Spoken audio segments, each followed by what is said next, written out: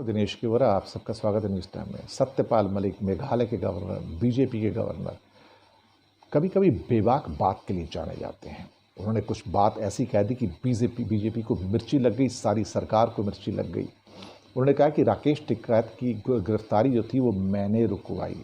जी हाँ, मैंने रुकवाई। वो अपने गृह जिले बागपत के अंदर दिल्ली के पास वहाँ ये बात कर रहे थे। उन्होंने कहा कि कोई भी कानून किसानों के पक्ष में नहीं है। वे जहाँ जाते हैं उन पर लाठीचार्ज किया जाता है। देश में किसानों के हालात खराब हो गए हैं, वे हर दिन गरीब हो रहे हैं, जबकि अधिकारियों का, कर्मचारियों का जो वेतन है बढ़ जाता है। कृषि कानून के विरोध करने में उन्होंने सिख किसानों का जिक्र किया और कहा कि मैं सिखों को जानता हूँ।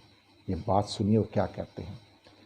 वो 300 साल तक कोई बात नहीं भूलते हैं। कितने? 300 साल तक कोई बात नहीं भूलते हैं सिख।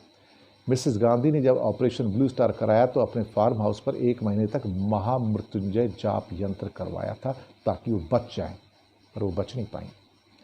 बोलता है, मैं किसान परिवार से हूँ, उनकी समस्याओं को समझ सकता हूँ और मैंने सरकार से कहा किसानों को दबाकर, अपमानित करके, यानी कि इंसल्ट करके दिल्ली से मत भेजना। पहले तो ये जाएंगे नहीं और ये जाने के लिए आए नहीं, और कहीं ये चले गए तो ये 300 साल तक आपको नहीं भूलेंगे। ये एक तरह की चेतावनी है। उन्होंने कहा कि मैं जब ज़रूरी होता हूँ तब बोलता हूँ। किसानों के मामले में देखा क्या हो रहा है। नरेंद्र मोदी और अमित शाह से मेरी 2 प्रार्थनाएं हैं।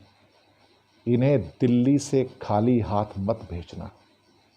इन्हें दिल्ली से खाली हाथ मत भेजना और इनके ऊपर बल का प्रयोग, अपनी पावर का यूज़ मत करना। कहीं ऐसा ना हो कि फिर हालात वही बन जाएं जो बहुत डेकेड्स पहले बने थे। इशारा सत्यपाल मलिक ने कर दिया है, कड़वे शब्दों में किया है। बीजेपी को अच्छी खासी लाठी पड़ी है, लेकिन बीजेपी तिलमिला रही है, कुछ बोल नहीं पा रही है। धन्यवाद।